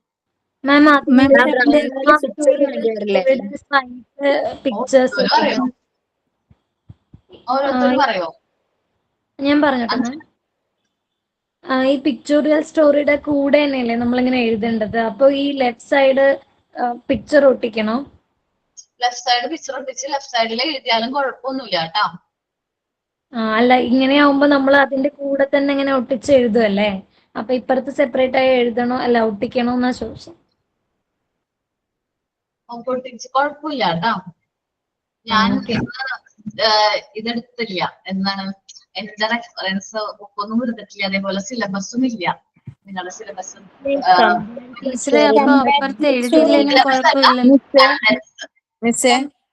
റൈറ്റ് സൈഡില് എഴുതി ലെഫ്റ്റ് സൈഡില് പിക്ചർ ഒട്ടിച്ചതുകൊണ്ട് കുഴപ്പമുണ്ടോ? അങ്ങനെ ഒന്നും കുഴപ്പമില്ല. നിങ്ങളുടെ ഓരോരുത്തരുടെ പ്രസന്റേഷൻ ആണ്, അത് പ്രശ്നമൊന്നുമില്ല കേട്ടോ. നോവല്, ഡ്രാമ അതിനൊക്കെ നമ്മള് പിക്ചറും വേണ്ടേ? അത് ഏത് സ്റ്റോറിയാണ്? പിക്ചോറിക്കൽ സ്റ്റോറീസ് നോവൽസോ അങ്ങനെ എന്തോ വേണം. പിക്ചർ റെപ്രസെന്റേഷൻ സ്റ്റോറി ഒന്ന് പറയാമോ? എന്താണ് കമ്പാരിസൺ സ്റ്റോറി എന്ന് പറഞ്ഞ 2 സ്റ്റോറി എടുത്തിട്ട് അതിന്റെ കമ്പയർ ചെയ്തിട്ടുള്ള സ്റ്റോറീസ്. അത് 2 വ്യക്തികളെ ഇപ്പൊ 2 വ്യക്തികളെ ഒരു പറയുന്ന കാണുമല്ലോ, അങ്ങനെ എഴുതണം. നൊമാഡ് സ്റ്റോറി ഒന്ന് പറയാമോ മാം? അത് 2 പാരഗ്രാഫ് ആയിട്ട് എഴുതിയാ പോരെ? അത് മതി, അങ്ങനെ എഴുതേണ്ടത്. ഞാനൊരു കാര്യം ചെയ്യാം, മൺഡേ എന്നുള്ള സംശയത്തിനൊക്കെ റെഫറൻസ് കൊണ്ടുവരാം. കാരണം റെക്കോർഡ് എടുത്തോണ്ട് പറയുകയാണെങ്കിൽ എനിക്ക് നിങ്ങൾ പറയുന്നതിനൊക്കെ ഇത് പറഞ്ഞു തരാൻ പറ്റും. എക്സാമ്പിൾ പറയാൻ പറ്റും. ഇപ്പൊ ആലോചിച്ചിട്ടൊന്നും കിട്ടില്ല. ഞാന് വേണമെങ്കിൽ ഒരു ഡെമോ കാണിച്ചു തരാം. ഞാൻ പിക്ടോറിക്കൽ സ്റ്റോറി വരച്ചിട്ട് എഴുതിയിട്ടുണ്ട്. പക്ഷെ എനിക്ക് എങ്ങനെ ഒന്ന് നമ്മളെ ലൈൻ ഇട്ട ഭാഗത്ത് ഞാൻ കഥ എഴുതിയിട്ടുണ്ട്, പ്ലെയിൻ ആയിട്ടുള്ള ഭാഗത്ത് പിക്ചർ. കാരണം അങ്ങനെ അതുവരെ ചെയ്തിട്ടില്ല. അപ്പൊ വേണമെങ്കിൽ ഞാനൊന്ന് കാണിച്ചു തരാം. ഓക്കെ,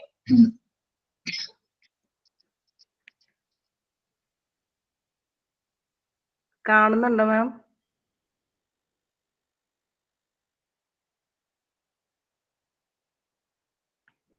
കാണുന്നുണ്ടോ മാം? കാണുന്നുണ്ടോ? അത് 4 ബോക്സ് ആക്കിയിട്ട് നമ്മളിങ്ങനെ ഒരു പിക്ചർ വരയ്ക്കുക, എന്നിട്ട് അടുത്ത ബോക്സിൽ അടുത്ത പിക്ചർ.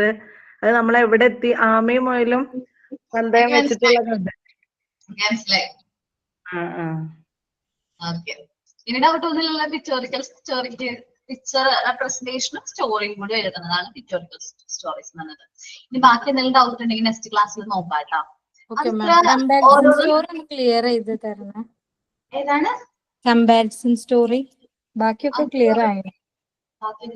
കമ്പാരിസൺ സ്റ്റോറി എന്ന് വെച്ചിട്ടുണ്ടെങ്കിൽ ഇപ്പൊ ഒരു സ്റ്റോറി നല്ലൊരു കുട്ടീനെ കുറിച്ച്, ഗുഡ് ഹാബിറ്റ്സ് അല്ലെങ്കിൽ എന്താ പറയാ നല്ലൊരു ക്യാരക്ടർ ഉള്ള വ്യക്തിനെ കുറിച്ചിട്ടാണ് ഒരു സ്റ്റോറി. രണ്ടാമത്തെ സ്റ്റോറി മോശം ക്യാരക്ടർ ഉള്ള ഒരു വ്യക്തിനെ കുറിച്ചിട്ടാണ്. രണ്ടും കൂടി കമ്പാരിറ്റീവ് സ്റ്റോറി, 2 സ്റ്റോറീസ് വരും. ആ കമ്പാരിറ്റീവ് സ്റ്റോറിയിൽ 2 കഥകൾ എന്ത് ചെയ്യണം, നമ്മൾ കമ്പയർ ചെയ്ത് പറയാണ്. അതായത് മിക്സ് ആക്കൊന്നും വേണ്ട. ഒരു കഥ പറഞ്ഞതിന് ശേഷം അതിന്റെ ഒരു സ്റ്റോറി എഴുതിയതിനു ശേഷം നെക്സ്റ്റ് സ്റ്റോറി സ്റ്റാർട്ട് ചെയ്യുക. 2 സ്റ്റോറീസ് ഓരോ ഓപ്പോസിറ്റ് ആയിട്ടുള്ളതോ അല്ലെങ്കിൽ അങ്ങനത്തെ സ്റ്റോറീസുകൾ.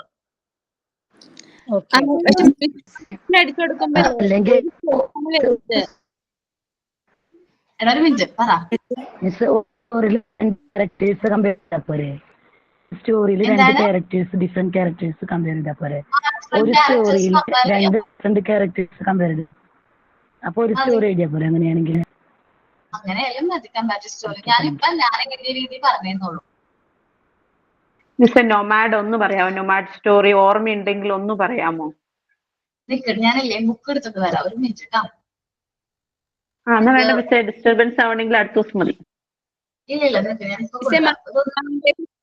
ഇത് പറഞ്ഞതിന് ശേഷം ഞങ്ങൾക്ക് ക്ലാസ് തുടങ്ങാം, അങ്ങനെ ചെയ്താൽ മതി. അപ്പൊ മിസ് റെക്കോർഡ് കൊണ്ടുവന്നിട്ട് എന്നാ ഓക്കെ. ഞാൻ എടുത്തില്ലടാ ക്ലാസ് ആണല്ലോ എന്ന് വിചാരിച്ചിട്ട് ഞാൻ ആ ഒരു റെക്കോർഡൊക്കെ അവിടെ എടുത്തു വെച്ചിട്ടാ പോകുന്നത്. ട്രൈബൽസിനെ കുറിച്ചിട്ട് എഴുതണമെന്നില്ലല്ലോ, നാടോടികളെ കുറിച്ചിട്ട് അതല്ലല്ലോ മിസ് പറഞ്ഞത്. നാടോടിക്കഥകളല്ലേ തെന്നാലിരാമൻ കഥകളില്ലേ, അതേപോലത്തെ ഒക്കെ എഴുതിക്കൂടെ നോംബ് സ്റ്റോറിയില്? തെന്നാലിരാമന്റെ കഥ അല്ലേ? നാടോടി കഥകൾ നമ്മളിങ്ങനെ പറഞ്ഞു കേട്ടിട്ടുള്ള കഥകൾ ഉണ്ടാവില്ലേ? അതന്നെ, തെന്നാലിരാമന്റെ കഥയൊക്കെ നമ്മൾ എപ്പോഴും കേട്ടിട്ടുള്ള ഒരു സ്റ്റോറി അല്ലേ? അങ്ങനത്തെ കഥകള് സെല്ലറും മങ്കീസും ആ സ്റ്റോറി നമ്മൾ ഒരുപാട് കേട്ട അങ്ങനെയുള്ള സ്റ്റോറി അല്ലേ? അത് മറ്റേ നമ്മുടെ അതന്നെ ക്യാപ്റ്റിന്റെ സ്റ്റോറീസ് ഒക്കെ എഴുതാലോ.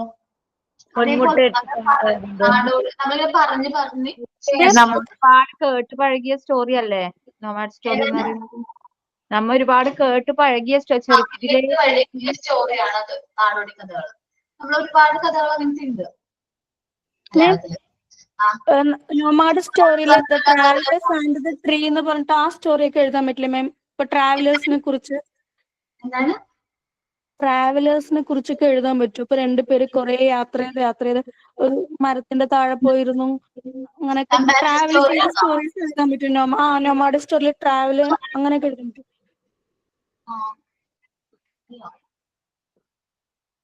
നാടോടി കഥകള് ഒരുപാടുണ്ട്.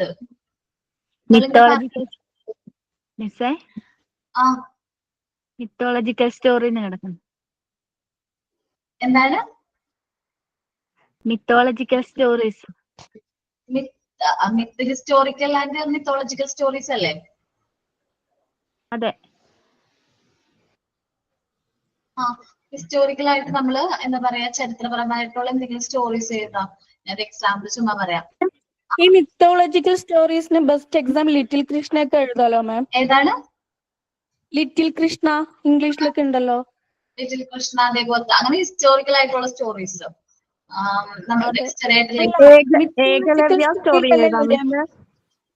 എടാ നിങ്ങളുടെ ഓരോരുത്തരുടെ ഇഷ്ടമാണ് ഏത് സ്റ്റോറി സെലക്ട് ചെയ്യണമെന്ന്. ഒരു മിസ്റ്റേക്ക് ഉണ്ടാവില്ല. ഓക്കെ, നാടോടി കഥകളില് ഞാനൊരു കഥ പറയാം കേട്ടോ. ഞാൻ കേട്ടിട്ടുള്ള ഒരു കഥയാണ്. എന്ന് വെച്ചിട്ടുണ്ടെങ്കിൽ ഒരു ബ്രാഹ്മണനും അദ്ദേഹത്തിന്റെ സഹപാഠിയാണ് തോന്നുന്നു. അദ്ദേഹവും കൂടി എന്ത് ചെയ്തു, പുണ്യയാത്രകൾക്ക് വേണ്ടിയിട്ട് എന്ത് ചെയ്തു, ട്രാവൽ ചെയ്യാനായിട്ട് തീരുമാനിച്ചു. അപ്പോ ഗംഗ അതേപോലെ നല്ല പുണ്യ നദികളിലൊക്കെ അല്ലെങ്കിൽ പുണ്യ സ്ഥലങ്ങളിലൊക്കെ പോകണമെന്നായിരുന്നു ഒരാഗ്രഹം. എന്നിട്ട് എന്തെന്ന് വെച്ചിട്ടുണ്ടെങ്കിൽ അവര് ഈ കൂട്ടുകാരൻ എന്ത് ചെയ്തു, ഒരു പാവയ്ക്ക ഉണ്ടല്ലോ, പാവയ്ക്ക പോണതിന് മുമ്പായിട്ട് ഒരു പാവയ്ക്ക പറിച്ച് കയ്യിൽ വെച്ചിട്ടുണ്ടായിരുന്നു. എന്നിട്ട് ഈ വീട് പോയ എല്ലാ ജനങ്ങളിലും അത് എന്ത് ചെയ്തു, പാവയ്ക്ക എന്ത് ചെയ്തു, പാവയ്ക്കനെ സ്നാനം ചെയ്യിപ്പിച്ചു. അതായത് സാധാരണയായിട്ട് സ്നാനം ചെയ്യിച്ചു. എന്നിട്ട് ഇവർ തിരിച്ചു വന്ന് ഈ സാധനം എന്ത് ചെയ്തു, ഭക്ഷണമൊക്കെ കഴിക്കാനായിട്ട് രണ്ടുപേരും ഇരിക്കുകയാണ്. ഈ പുണ്യസ്ഥലങ്ങളൊക്കെ ദർശനമൊക്കെ കഴിഞ്ഞ് വീട്ടിൽ വന്ന് ഇവര് ഭക്ഷണം കഴിക്കാനിരുന്നപ്പോ ഈ ഒരു പാവയ്ക്ക് 2 കഷ്ണാക്കിയിട്ട് എന്ത് ചെയ്തു, ഷെയർ ചെയ്ത് കൊടുത്തു. ഓക്കെ, അപ്പൊ ഷെയർ ചെയ്ത് കൊടുത്തു. അപ്പൊ ഈ ഷെയർ ചെയ്ത് കഴിഞ്ഞപ്പോ ഈ ആള് പറഞ്ഞത് നമ്മൾ പോയ എല്ലാ പുണ്യ നദികളിലും നമ്മൾ എന്ത് ചെയ്തു, ഈ പാവയ്ക്കിനെ ഞാൻ സ്നാനം ചെയ്തിട്ടുണ്ടായിരുന്നു. അങ്ങനെയാണെങ്കിൽ ഇവൻ എന്താ ശുദ്ധിയായിട്ടുണ്ടെങ്കിൽ എന്താവണം, ഈ പാവയ്ക്കയുടെ കയ്പ് പോണം. അങ്ങനെ പറഞ്ഞിട്ടാണ് ഇതിന്റെ മുറിച്ച് രണ്ടുപേരും കഴിച്ചു. പാവയ്ക്കയുടെ കയ്പ് പോകുമോ? ഇല്ലാലോ. പാവയ്ക്കയുടെ കയ്പ് പോകുമോ? ഇല്ല. അപ്പൊ നമ്മള് ഒരു അതിൽ നിന്നുള്ളൊരു ഗുണപാഠം എന്താന്ന് വെച്ചിട്ടുണ്ടെങ്കിൽ, നമ്മ തെറ്റ് ചെയ്തിട്ട് അതിന് വേണ്ടിയിട്ട് തെറ്റ് എന്ത് ചെയ്യാനായിട്ട് മാറ്റാൻ വേണ്ടിയിട്ട്, അല്ലെങ്കിൽ തെറ്റ് ചെയ്തത് തിരുത്തനേക്കാളും നല്ലത് നമ്മളത് എന്താണ്, അത് ചെയ്യാതിരിക്കുന്നതാണ്. നമ്മളൊരു മിസ്റ്റേക്ക് ചെയ്തിട്ട് ഈ പുണ്യസ്ഥലങ്ങളും പാപങ്ങളൊക്കെ കഴുകി കളയണേക്കാളും നല്ലത് നമ്മൾ ആ ഒരു മിസ്റ്റേക്ക് ചെയ്യാതിരിക്കുന്നതാണ് നല്ലത്. ഞാൻ പറഞ്ഞ കഥ എത്ര എഫക്റ്റീവ് ആയെന്ന് എനിക്ക് അറിഞ്ഞുകൂടാ കേട്ടോ. Onam is A mythological story ആണ്. നമ്മൾ ചെറുപ്പം മുതലേ കേട്ടിട്ടുള്ള ഒരു മിത്താണ് മാവേലി തമ്പുരാന്റെ ആ ഒരു കഥ. അതൊക്കെ എടുത്ത് എഴുതാം കേട്ടോ. നിങ്ങളുടെ ഓരോരുത്തരുടെ ക്രിയേറ്റിവിറ്റി അനുസരിച്ചിരിക്കും. പിന്നെ ലോങ് സ്റ്റോറി എങ്ങനെയാണ്? ലോങ് സ്റ്റോറി അത്യാവശ്യം വലിയ സ്റ്റോറീസ് ഉദ്ദേശിക്കുന്നുള്ളൂ. 4-5 പേജുള്ള ഒരു ലോങ് സ്റ്റോറി. മാം എന്റെ മിത്തോളജി സ്റ്റോറി ഒരു 3 പേജ് ഒക്കെ വന്നിട്ടുണ്ട്. കുഴപ്പമൊന്നുമില്ലല്ലോ അല്ലേ? ഇല്ല, അത് കുഴപ്പമില്ല. പേജ് നമ്പേഴ്സിന്റെ പ്രശ്നമൊന്നുമില്ല. ഇപ്പൊ ഹിസ്റ്റോറിക്കൽ സ്റ്റോറീസ് ആണെങ്കിൽ പിക്ചർ സ്റ്റോറി വീണ്ടും പിക്ചർ ഒട്ടിക്കും, വീണ്ടും സ്റ്റോറി എഴുതും, അങ്ങനെ എഴുതുന്നവരുണ്ട്. അങ്ങനെയൊക്കെ ആവുമ്പോ കുറെ പേജുകൾ പോവാറുണ്ട്. ഒരു നാല് പേജൊക്കെ അങ്ങനെ പോകും. ഇപ്പൊ ഒരു സ്റ്റോറി ഒട്ടിച്ചിട്ട് കുറച്ചായിരിക്കും നമ്മൾ എന്ത് ചെയ്തിട്ടുണ്ട്, സോറി ഒരു പിക്ചർ ഒട്ടിച്ച് കുറച്ചായിരിക്കും സ്റ്റോറി എഴുതുന്നത്. അപ്പൊ ആ ഒരു സ്പേസ് എന്താണ് കുറെ സ്പേസ് ഒക്കെ പോകാനുള്ള ചാൻസ് ഉണ്ട്. അപ്പൊ ഒന്നും പ്രശ്നമില്ല, പേജുകൾ നമുക്ക് ഉണ്ടല്ലോ. പിന്നെ എന്താ പ്രശ്നം? എല്ലാ സ്റ്റോറിക്കും പിക്ചർ ഒട്ടിക്കണോ? അത് അവൈലബിൾ ആയിട്ടുള്ള പിക്ചേഴ്സ് ആണ്. നമുക്കത് ഒട്ടിക്കാൻ പറ്റുമെന്നുണ്ടെങ്കിൽ, പേസ്റ്റ് ചെയ്യാൻ പറ്റണമെങ്കിൽ ഒട്ടിക്കാം. മൈമിനൊക്കെ ചിലപ്പോൾ പിക്ചേഴ്സ് ഒന്നും കിട്ടണമെന്നില്ല, ഇല്ലേ? മൈമിനൊന്നും പിക്ചേഴ്സ് കിട്ടാനായിട്ട് കുറച്ച് പാടാണ്. അപ്പൊ അതുകൊണ്ട് വേണ്ട, നമുക്ക് അവൈലബിൾ ആണ്, നല്ല രീതിയിൽ മനോഹരമാക്കാൻ നമുക്ക് പറ്റുമെന്ന് ഉറപ്പുണ്ടെങ്കിൽ അതൊക്കെ എന്ത് ചെയ്യാം, പേസ്റ്റ് ചെയ്യണം, നല്ലതായിരിക്കും. വേറെ ഡൗട്ട് ഒന്നും ഇല്ലാലോ? ഞാൻ നെക്സ്റ്റ് ക്ലാസ്സിൽ ഒരു റെക്കോർഡൊന്നും കൊണ്ടുവന്നല്ലോ.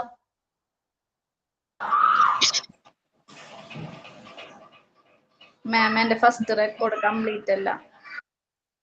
അതെന്റെ മിസ്റ്റേക്ക് അല്ല. ഞാനെങ്ങനെ നേരിട്ടായിരുന്നെങ്കിൽ നല്ല തല്ലു വെച്ചത് തന്നെയാണ്.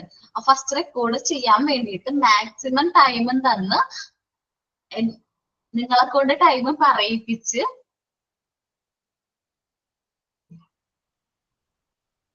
കുഴപ്പമൊന്നുമില്ല. ഞാൻ ചീത്ത പറഞ്ഞു തോന്നല്ല കേട്ടോ. അത് കംപ്ലീറ്റ് ആക്കണം. ഓക്കെ അല്ലേ? Promise complete ആക്കിക്കോളാം. മാം ഈ നോവലില്ലേ, നോവൽ സ്റ്റോറി, അത് എഴുതുമ്പോ കൊറേ ആ നോവൽ ഫുൾ എഴുതണോ? അതൊന്ന് സിംപ്ലിഫൈ ചെയ്ത് എഴുതാം. ഇപ്പൊ നമ്മൾ സ്റ്റോറി എടുക്കുകയാണ്, ഇപ്പൊ സിൻഡ്രല്ലയുടെ സ്റ്റോറിയാണ് നോവലായിട്ട് എടുക്കണമെങ്കിൽ അത് വലിയ സ്റ്റോറി അല്ലേ.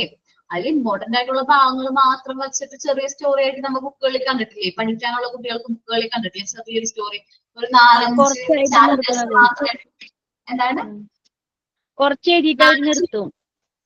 4-5 ചാപ്റ്റേഴ്സ് മാത്രമാക്കിയിട്ടൊക്കെ ഒരു 4-5 ചാപ്റ്റേഴ്സിന് ഉള്ളിൽ ഒതുക്കുന്ന ടൈപ്പ് സ്റ്റോറീസ് നമ്മൾ വായിച്ചിട്ടുണ്ടാവില്ലേ? അതേപോലെ ആക്കിയാൽ മതി. നമ്മൾ ഏത് സ്റ്റോറി സെലക്ട് ചെയ്യുമ്പോഴും ഒരു LKG UKG ആ കുട്ടികൾക്ക് പറഞ്ഞു കൊടുക്കുന്ന പോലത്തെ സ്റ്റോറികൾ സെലക്ട് ചെയ്യേണ്ട, അല്ലാതെ വലിയ നോവല് ഇപ്പം സെലക്ട് ചെയ്യാൻ പാടില്ലല്ലോ മാം. ഇപ്പൊ 4th 5th സ്റ്റാൻഡേർഡ് പഠിക്കുന്ന ആ ഒരു നോവൽ അങ്ങനൊന്നും പറ്റില്ലല്ലോ ശരിക്കും. കുഴപ്പമൊന്നുമില്ല കേട്ടോ. 4th 5th സ്റ്റാൻഡേർഡിലുള്ള കുട്ടികൾക്കും ഇപ്പൊ സ്റ്റേറ്റ് സിലബസ് ആണെങ്കിൽ CBSE അല്ല, അവർക്ക് കുറച്ചും ഭയങ്കര ടഫ് ആയിട്ടുള്ള സ്റ്റോറീസ് ഒക്കെയാണ്. പക്ഷെ സ്റ്റേറ്റിലെ 4th 5th സ്റ്റോറീസ് നിങ്ങൾ വായിച്ചു നോക്കണം. കാരണം ഈ സിൻഡ്രല്ലയുടെ സ്റ്റോറീസ് ഒക്കെ ഉണ്ട് അതില്. അതേപോലെ തന്നെ പിന്നെ കുറെ ഇൻട്രസ്റ്റിംഗ് ആയിട്ടുള്ള സ്റ്റോറീസ് ഉണ്ട്, ഞാൻ വായിച്ചു നോക്കിയിട്ടുണ്ട്. സിമ്പിൾ ലാംഗ്വേജും ആണ്, കുട്ടികൾക്ക് കിട്ടും. സിമ്പിൾ ലാംഗ്വേജ് ആണ്. കാരണം നമ്മുടെ കുട്ടികള് സ്റ്റേറ്റിലെ കുട്ടികൾക്ക് അത്രയ്ക്കും ടഫ് ആയിട്ടുള്ള സിലബസ് ഒന്നും അല്ല. നല്ല റെഫർ ചെയ്യാൻ പറ്റിയ സ്റ്റോറീസ് ഒക്കെ ഇംഗ്ലീഷിലുണ്ട്. The elves and the shoemaker എന്നൊക്കെ പറഞ്ഞൊരു സ്റ്റോറി ഉണ്ട്. അതൊക്കെ സിമ്പിൾ ആണ്, കുട്ടികൾക്ക് കുറച്ചുകൂടി ഇമാജിനേഷൻ ഒക്കെ ചെയ്യാൻ പറ്റും. ഷൂ മേക്കറും പിന്നെ ഈവിൾസ് എന്നൊക്കെ പറഞ്ഞ കുറച്ച് നല്ല സ്റ്റോറീസ് ഒരുപാടുണ്ട് അതില്. എനിക്ക് ഇഷ്ടമുള്ള ഞാൻ പറഞ്ഞത് സിൻഡ്രല്ലയുടെ സ്റ്റോറീസ് ഉണ്ട്. നിങ്ങൾ നോക്കിയിട്ട് പ്രിപ്പയർ ചെയ്യാം. എന്തെങ്കിലും ഡൗട്ട് ഉണ്ടെങ്കിൽ മൺഡേ വരുമ്പോ ഓക്കെ. ഞാൻ റെക്കോർഡൊക്കെ എടുത്തോളും, പക്ഷെ കാണിച്ചു. Okay, thank you. പിന്നെ നിങ്ങളുടെ അഭിപ്രായങ്ങള് പേഴ്സണൽ ആയിട്ട് സാറിനോട് പറയണത് നല്ലതായിരിക്കും കേട്ടോ. എന്തെങ്കിലും പോരായ്മകളോ അങ്ങനെ എന്തെങ്കിലും ഉണ്ടെങ്കിൽ. ഒരു കാര്യം ചോദിച്ചോട്ടെ, ആ മലയാളത്തില് പ്രയർ ചൊല്ലാൻ പറ്റുമോ? ആ നമുക്ക് ഒരു പ്രാവശ്യം മലയാളത്തില് പ്രയർ ചെല്ലണോണ്ട് കുഴപ്പമൊന്നുമില്ല കേട്ടോ. കഴിഞ്ഞ ദിവസം ഒരു ക്ലാസ്സിൽ കഴിഞ്ഞ ഒരു ബാച്ചില് എന്റെ സ്കൂളില് ഒരു എന്താ പറയാ, എന്റെ സ്കൂളില് ഇരുന്ന ഒരു പ്രയർ സ്ഥിരമായിട്ട് കേട്ടുന്ന ഒരു പ്രയർ ചൊല്ലിയപ്പോ എനിക്ക് ഭയങ്കരമായിട്ട് ഇമോഷണൽ ആയി. കാരണം കുറെ വർഷങ്ങൾക്ക് ശേഷമാണ് ഞാനത് കേൾക്കണത്. ഞാൻ ജസ്റ്റ് ആ ഒരു സ്കൂൾ ഏജിലേക്ക് നമ്മളെ കൊണ്ടുപോകാനായിട്ട് ആ സ്റ്റോറിക്ക് ആ പ്രയറിന് പറ്റി ഭയങ്കരമായിട്ട് ഇഷ്ടമായി അന്ന്. അപ്പൊ thank you all. Thank you, ma'am.